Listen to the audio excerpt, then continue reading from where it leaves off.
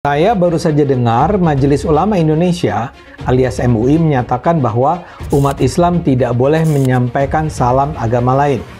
Dia bahkan menyebut mengucapkan selamat hari raya agama lain, menggunakan atribut hari raya agama lain, atau memaksakan untuk mengucapkan atau melakukan perayaan agama lain adalah hal yang terlarang dalam Islam. Buat saya keputusan Ijtima Ulama ini mencengangkan dan sangat memprihatinkan. Buat saya itu betul-betul pertanda, keterbelakangan. Kok kayak tidak ada persoalan lain yang lebih serius untuk didiskusikan ya? Misalnya saja, para ulama ini kan kita tunggu-tunggu pandangannya mengenai hal penting yang dihadapi bangsa. Misalnya saja, bolehkah umat Islam melarang pembangunan rumah ibadah agama lain? Bagaimana kita seharusnya menyikapi penyerangan terhadap umat beragama lain? Apa hukumnya? Begitu kan? Para ulama yang ada di MUI kan mestinya adalah kumpulan ulama yang terkemuka, bukan ulama abal-abal, ulama berkualitas lah. Kok hasilnya begini? Umat Islam di Indonesia perlu bersama-sama menolak fatwa-fatwa yang bukan saja tidak membawa manfaat, tapi juga membawa keterbelakangan ini. Mudah-mudahan MUI bersedia mengoreksi diri. Lu kenapa nggak poligami? Lu panggil lu punya teman-teman, ajak mereka tambah istri sekarang. Lu nggak bisa hidup leluasa cuma satu istri, oi. Lu bisa hidup leluasa nanti kalau banyak istri, oi. Sekarang nikah lagi. Banyak janda di Indonesia. Sebelum kamu ditikung. Ya kan? Oi. Mas sering diejek, Tuhanmu tuh cuman patung gitu kan. Masa gitu aja disembah gitu, dipukul, terus kayak ditendang gitu. Terus ya dulu kan namanya kan Selin ya, sering diejek kayak nama babi gitu lah. Ya celeng-celeng gitu. Gereja yang sudah berdiri sejak 1950-an, lahannya akan segera dieksekusi. Bapak Presiden, tolong kami. Amin Jokowi. Bapak Haye. Juga ada mafia peradilan. Hari ini rencananya akan dieksekusi. Di tanah Minahasa ini tidak boleh ada tempat ibadah yang dibongkar. Saya akan tempat karena kami saja akan ada di sini untuk kami akan jaga tempat ini apapun resikonya. Kalaupun harus mati kami siap mati. Dulu pernah saya mengkritisi tentang penggerebekan sebuah gereja di Lampung. Sekarang muncul kembali. Kali ini hanya selemparan batu dari Jakarta, dari ibu kota negara. Tepatnya di Tangerang Selatan. Ini ceritanya sekelompok mahasiswa dari Universitas Pamulang yang beragama Katolik sedang melakukan doa rosario. Tiba-tiba sama Pak RT dan kelompoknya digerebek habis-habisan dan mereka datang dengan membawa senjata tajam, memukuli mahasiswa, bahkan banyak juga mahasiswa perempuan dan bahkan ada juga yang sempat kena bacok, entah apanya. Alasannya mereka rumah tidak boleh untuk beribadah, kalau mau beribadah di gereja saja. Ini kan otak somplak. Kita boleh beribadah di rumah kita masing-masing, mungkin dengan 1, 2, 3, 4 orang teman. Aturan mana yang dilanggar oleh mahasiswa-mahasiswa itu? Justru aturan dari ketua RT setempat dan kelompoknya yang otaknya somplak ini yang menurut saya yang banyak melanggar peraturan. Itu melanggar hak asasi manusia, melanggar hak suatu kelompok untuk memeluk agama dan menjalankan ibadah agamanya.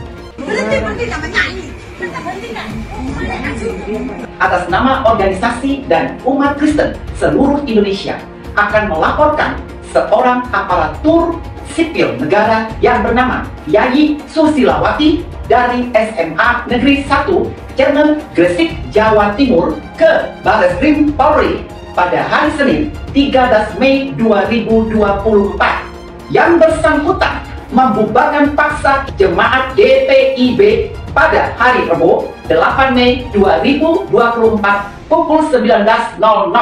Perbuatan ini melanggar pasal 175 KUHP Barang siapa merintangi pertemuan keagamaan atau menghalangi ibadah, diancam pidana penjara paling lama 1 tahun 4 bulan. Jadi saya setuju sama ini ya. Pembubaran ibadah Kristen itu semakin parah dan semakin menjadi-jadi adalah akibat dari tidak ada konsekuensi hukum terhadap pelaku. Jadi sudah bukan saatnya lagi kalian ditampar pipi kanan kasih pipi kiri, karena diamnya kalian itu justru membuat pelaku intoleran berani bubarkan ibadah lagi. Waktunya kalian umat Kristen bangkit, lawan penindasan, jangan diam. Kalau kalian tidak ingin ada ibadah dibubarkan lagi, pastikan pelaku dihukum. Agar orang berpikir 1000 kali sebelum membubarkan ibadah kalian lagi. Penjarakan pembubar ibadah. Orang-orang di Pamulang yang menyerbu adik-adik dari Unpam ketika mengadakan malam Rosario itu diperintah oleh siapa dan mengikuti tauladannya siapa? Kalau Nabi Muhammad sendiri tidak pernah melakukan itu. Pernahkah Rasulullah beserta para sahabat datang ke rumah warga yang non-muslim, lalu kemudian mengancam mereka dengan pedang karena mereka berbeda agama dan melakukan ritual-ritual di rumahnya? Saya mau tanya, siapa yang pernah menemukan sejarah ini? Saya tantang sekarang. Silahkan sebut nama kitabnya. Silahkan sebut nama periwayatnya. Pernahkah Rasulullah melakukan itu? Maka kemudian saya betul-betul memprotes betapa konyolnya orang-orang yang menyerbu adik-adik dari Unpam ketika mengadakan malam Rosario itu. Hanya karena dianggap sebagai ancaman, karena berbeda. Ini adalah efek dari ulama-ulama yang kadang-kadang menyerukan kebencian kepada pemeluk agama lain. Menyerukan kebencian dan permusuhan kepada orang yang berbeda. Ini adalah ulama-ulama yang tidak wajib untuk diikuti, bahkan haram untuk diikuti. Ini hanya akan semakin membuat jelek wajah Islam dan syiar Islam. Ini titisan Panglima Macan Putih, Anies Baswedan juga memiliki kodam. Kodamnya ini berwujud singa bila dia mau mewujud. Dan energi ini bukanlah energi yang sembarang juga, karena energi singa ini memberikan hal yang positif terhadap si Rabu Kliwon ini atau Bapak Anies Baswedan sendiri dalam kehidupan beliau meniti karirnya. Orang yang terlahir Rabu Kliwon mempunyai kodam singa ini akan berfokus kepada apa yang menjadi fokus dalam tujuan hidupnya. Seperti kita lihat, bila singa ini selalu fokus kepada mangsanya yang akan diterkam, maka bila belum sampai mangsanya ini didapat, dia tidak akan patah semangat dalam berusaha. Sama dengan Bapak Anies Baswedan saat ini. Soal harapan PKS, Partai Keadilan Sejahtera, buat mengakhiri masa puasanya, mengakhiri masa oposisinya selama 1 dekade, selama 10 tahun, ini tampaknya nggak bakal terwujud dengan mulus. Ini sama sekali nggak bakalan berjalan mulus. Percaya deh, walaupun Pak Prabowo sudah sesumbar ingin merangkul semua pihak, ingin merangkul semua partai buat membangun negeri kita ini ke depannya, tapi mungkin ajakan tersebut nggak berlaku buat PKS. Ya, Partai Keadilan Sejahtera mungkin jadi pengecualian. Padahal nih, PKS sudah mengirim undangan dan menyiapkan karpet merah loh buat menyambut Pak Prabowo di markas mereka. PKS juga sama sekali nggak malu-malu dan nggak pasang gengsi waktu menyatakan secara terbuka keinginan mereka buat mendukung pemerintahan Pak Prabowo. Omong-omong, hakim ini sudah ada yang terima paket, makanya kita berdoa, aminkan bersama, andaikan hakim ini menerima suap daripada penguasa, Allah hancurkan sehancur-hancurnya, Allah dulu ratakan keluarganya, hancurkan bangsa. Saya dari Sampang Madura, demi Allah, saya tumpas itu semua. Seandainya bukan bulan puasa, polisi, saksikan saya orang Madura. Andai bukan bulan puasa, saya sembelih semuanya itu. Paham Madura? Saya bukannya tidak tahu yang ada di negara ini. Saya paham karena saya rakyat kecil. Di Madura cuma Sampang karena saya bertekad berjuang teguh untuk memenangkan Anies Baswedan tanpa sopan. Dan saya kesini ngongkos sendiri, saudara. Perjalanan 1 malam, 1 hari 1 malam. monggo sendiri. Beda dengan yang di sana. Indonesia tanpa Jokowi. Indonesia tanpa Jokowi. Indonesia tanpa Jokowi. Mengapa saya katakan demikian? Seorang Bapak Rias Rasyid, pengamat politik yang santun dan cerdas, sampai mengatakan untuk mendapatkan seorang dengan kepribadian yang tidak tahu malu sedemikian rupa dibutuhkan lebih dari 100 tahun. Bayangkan, dan Indonesia memilikinya. Sifat-sifat Fir'aun itu ada dalam dirinya, yaitu memecah belah dan mempertahankan kekuasaan dengan segala cara. Oleh karena itu, Bapak-bapak dan Ibu sekalian, saya ingin Anda semua kembali ya kuatkan tekad kita bahwa perjuangan ini harus mencapai tujuannya dan konstitusional. Oke? Gagal nyomot saksi, ngundang menteri. Akhirnya menteri bawa data, dijelasin semua. Bengong. Kurang puas, ngundang lagi Jokowi. Terus aja biar sampai menang ya kan. Jangan lupa ngundang Joe Biden sama Jiping ya. Karena dia ikut-ikut ketemuan Pak Prabowo tuh. Undang semua di MK, Jiping sama Joe Biden ya. Habis itu lo undangin semua tuh jin-jin yang ada di laut. Biar lo pada menang. Jin yang ada di langit juga undangin ya. Jangan lupa. Bawa ke MK semua.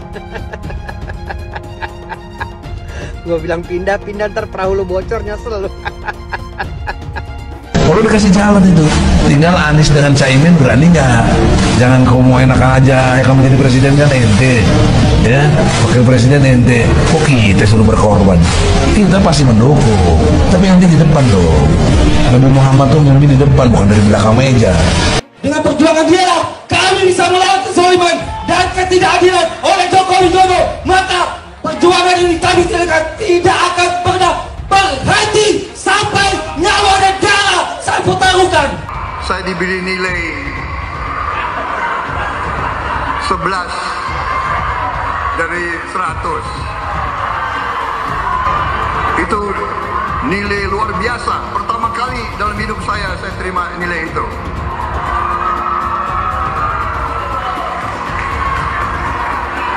Dari orang yang saya beri kebaikan. Disampaikan oleh Mas Anies, sebagian besar yang disampaikan oleh Pak Ganjar itu kebohongan, itu fitnah. Saya lanjut ke Pak Anies dan ini paling banyak bohongnya. Ya, paling banyak bohongnya. Ini bengis sekali nih pernyataan. Bengis dan jahat. Hanya untuk tujuan menjatuhkan Pak Prabowo, kemudian menggunakan data palsu dan bohong. Dan publik itu sudah mendengarkan pernyataan bohong itu. Dan sebagian publik itu sudah mengkonsumsi pernyataan bohong itu. Dan itu berbahaya. Itu pernyataan bohong yang luar biasa. Terkait dengan pertahanan, berapa skor yang Bapak berikan atas kinerja Kementerian Pertahanan yang dipimpin oleh Bapak Prabowo? Silakan Pak Ganjar. 5 cukup. Skornya justru di bawah 5 Mas Ganjar. Kalau 5 itu ketinggian Pak Ganjar. Terima kasih Pak Ganjar. Anies gak usah takut. Disebut aja angkanya berapa gitu. Kayak saya gitu loh. Jangan di bawah 5, sebut aja berapa. 11 Mas, dari 100. Mas Anies juga mungkin hari ini gagal. Ya tapi menurut saya karir politiknya Mas Anies belum selesai. Mas Anies masih bisa mencoba menjadi calon gubernur sekali lagi. Mungkin kan Mas Anies nggak tahan lama-lama jadi oposisi kan. Mas Anies tidak cukup kuat untuk menjadi oposisi atau tidak cukup kuat lama-lama berada di luar pemerintahan. Ya jadi beliau bisa mencoba lagi untuk maju jadi calon gubernur DKI. Dan tahun 2029 nanti bisa mencoba peruntungan lagi menjadi calon presiden. Saya mensyukuri kenapa kalah, kenapa ditahan. Saya bersyukur atas itu semua. Saya coba bayangkan ya, kalau seandainya waktu itu kita menang gitu ya, hari ini belum tentu kita bisa nikmati seperti ini. Kita bersyukur 5 tahun Tuhan izinkan kasih ke orang yang pintar ngomong untuk kerja. Coba kalau kita bayangkan gitu ya, kalau kemarin saya masih jadi gubernur, ini saya udah turun ini. Tapi yang pintar ngomong itu dikira orang hebat kan? Ini lebih berbahaya tahun 2024. Langsung ketahuan karakternya. Langsung ketahuan itu. Di saya juga ada kutipan Pak di kamar saya Pak. Tulisannya, Jakarta telah mengambil keputusan yang fatal. Jangan hanya konsentrasi pada pembangunan benda-benda mati yang indah difoto dan bisa ditunjukkan dalam 5 tahun hasilnya. Kalau kita mau menilai sebuah janji, maka lihat janjinya, lalu lihat kenyataannya. Dulu janjinya apa ya? Dan ini aneh, betul-betul aneh. Ini bukan kampanye, tapi saya sampaikan sini. Di satu sisi menyiapkan jalur-jalur air untuk dikirim ke laut, di sisi lain di lautnya dipasang dengan pulau reklamasi, tinggal tunggu waktu jadi rob, air balik. Dan ini melawan sunnatullah. Kenapa? Air itu turun dari langit ke bumi, bukan ke laut. Harusnya dimasukkan ke dalam bumi, masukkan tanah. Di seluruh dunia air jatuh itu dimasukkan ke tanah, bukan dialirkan pakai gorong-gorong raksasa ke laut. Jakarta telah mengambil keputusan yang fatal. Bukan banjir, itu memang parkir air. Bukan banjir, itu memang parkir air. Masyarakat berkeliling dengan membawa toa untuk memberitahu semuanya, termasuk sirine. Ibon 82 miliar. Apa alat transportasi yang dimiliki oleh hampir setiap orang? Alat transportasi yang dimiliki semua orang adalah kaki. Kalau seandainya orang Jakarta percaya Pak Anies jadi gubernur pun, saya berani jamin kok dia akan lakukan normalisasi yang sama seperti saya lakukan kok. Gak usah bohong lah. Ketika air sampai di muara, maka siap untuk dipompa ke laut. Pancasila Soekarno, ketuhanan ada di pantai. Anak Tuhan dari mana? Kalau Yesus anak Tuhan, bidangnya siapa? Besok di seluruh wilayah Indonesia kami katakan dan Iblis hanya menggoda orang yang beriman. Makanya jarang-jarang orang kafir kerasukan setan. Yang kerasukan setan itu orang baik-baik. Jarang, saya belum pernah nengok Cina kerasukan setan. Pernah tak Ahok itu kerasukan setan? Enggak, setannya juga. Karena sesama setan jarang saling menggoda. Karena di salib itu ada jin kafir. Karena di salib itu ada jin kafir. Karena di salib itu ada jin kafir. Haleluya. Kepalanya ke kiri apa ke kanan? Kepalanya ke kiri apa ke kanan? Tetap percaya salib itu lambang mulia, bukan jin. Kok ketawa? Aku nggak nyindir siapa-siapa loh. Saya nggak pernah mundur untuk kebenaran, keadilan, kejujuran. Dan peri kemanusiaan, gue nggak pernah mundur. Dan gue nggak pernah takut juga sama lu. Siapapun yang rasis, gue akan hadapin. Karena rasis itu tidak berperi kemanusiaan. Sama saya ditanya dulu kan, kamu nyesel nggak statement kamu di Pulau Seribu sehingga masih masuk penjara? Tidak pernah nyesel, karena saya mengatakan kebenaran. Hai teman-teman, tahun ini adalah tahun yang bagus untuk trading di market kripto, terutama Bitcoin dan kripto lainnya. Teman-teman bisa gunakan kesempatan ini untuk mencari cuan dengan trading di market kripto. Untuk trading, teman-teman cukup registrasi dengan menggunakan link di kolom deskripsi, lalu deposit, tentukan apa yang ingin kalian tradingkan, lalu tekan tombol buy. Sesimpel itu. Untuk minimal deposit, cuma Rp400.000 saja. Kita tidak dikenakan fee sama sekali. Saat ini lagi ada promo spesial. Welcome bonus buat kamu yang register dan deposit. Teman-teman akan dapatkan 100% dari jumlah deposit pertama. Contohnya teman-teman deposit 1 juta, maka akan menjadi 2 juta. Karena welcome bonus 100% dari jumlah depositnya. Jika ada pertanyaan, teman-teman bisa hubungi WhatsApp di kolom deskripsi. Saya juga mau mengajak teman-teman untuk bergabung di komunitas trading yang ada di kolom deskripsi. Di sana saya akan memberikan sinyal trading yang bisa teman-teman ikuti. Seperti biasa, kalau kamu suka dengan video ini, jangan lupa komen, klik like, dan subscribe. Saya baru saja dengar Majelis Ulama Indonesia alias MUI menyatakan bahwa umat Islam tidak boleh menyampaikan salam agama lain. Fatwa itu diputuskan melalui Ijtima Ulama, Komisi Fatwa se-Indonesia ke-8 di Kabupaten Bangka, Provinsi Kepulauan Bangka Belitung pada 1 Juni lalu. Kalau Anda agak bingung, yang dimaksud di sini adalah salam-salam yang sering diucapkan di awal sebuah acara yang hadirinnya memiliki latar belakang agama yang berbeda-beda. Artinya, kalau mengucapkan salam, cukup Assalamualaikum.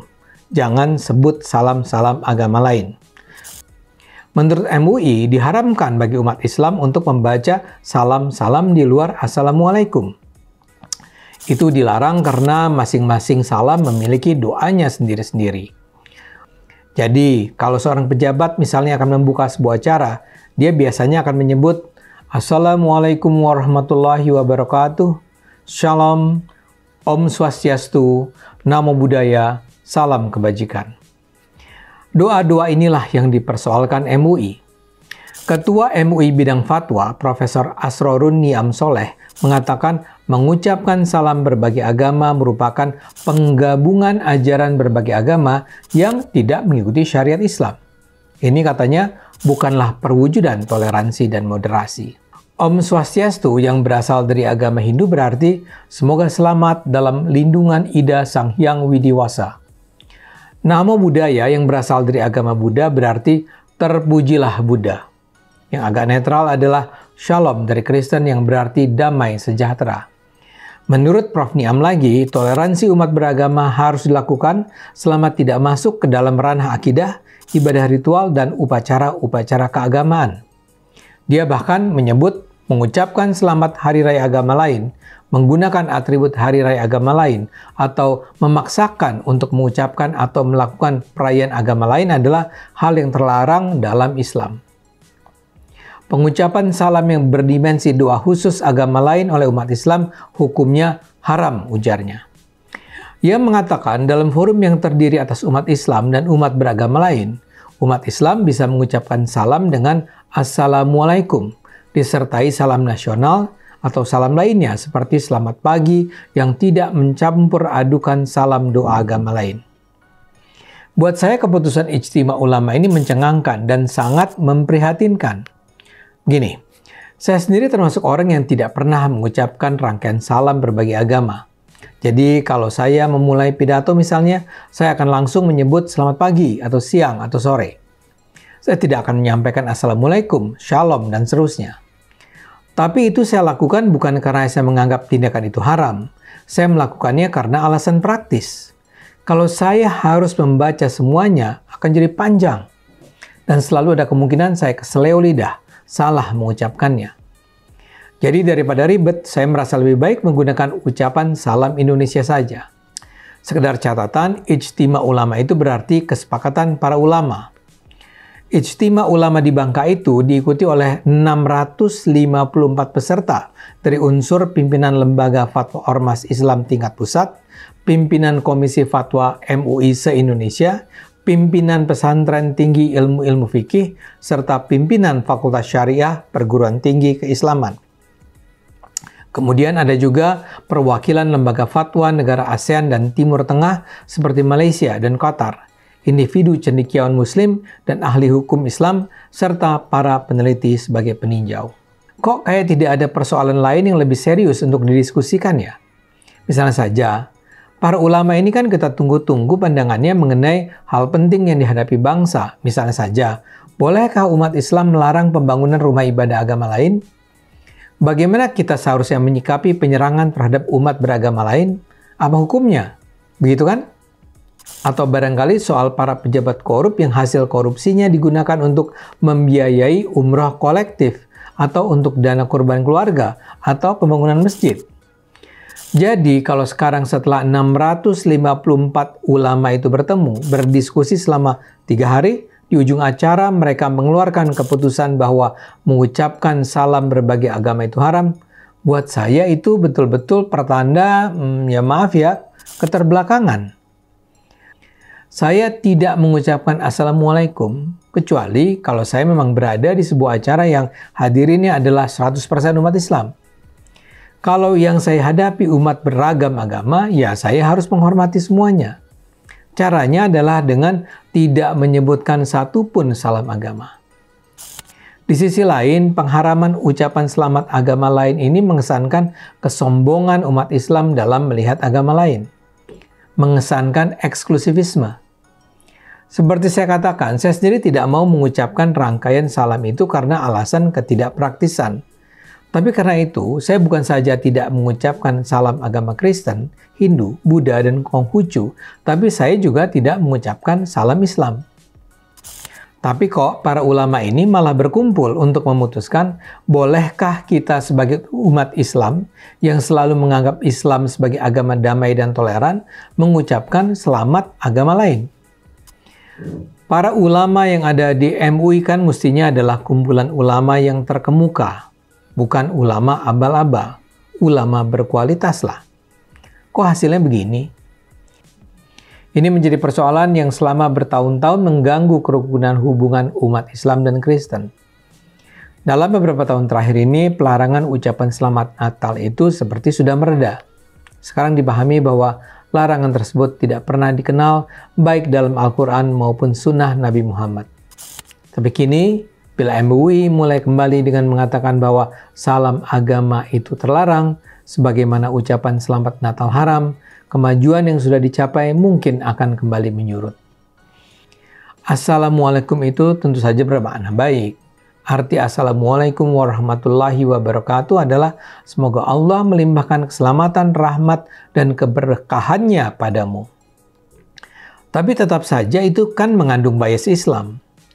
Karena itu menurut saya kalaulah MUI ingin agar umat Islam tidak perlu mengucapkan salam agama lain, sebaiknya kewajiban mengucapkan Assalamualaikum pun ditiadakan.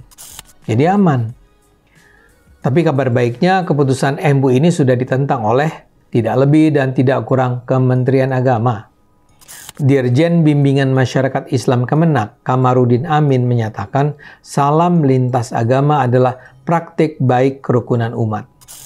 Ini bukan upaya mencampur adukan ajaran agama katanya, melainkan upaya memperkuat kerukunan dan toleransi. Dia menyebut selama ini salam lintas agama menjadi sarana menebar damai yang juga merupakan ajaran setiap agama. Umat Islam di Indonesia perlu bersama-sama menolak fatwa-fatwa yang bukan saja tidak membawa manfaat, tapi juga membawa keterbelakangan ini. Mudah-mudahan MUI bersedia mengoreksi diri. Relawan Anies semakin beringas dan Anies semakin galau.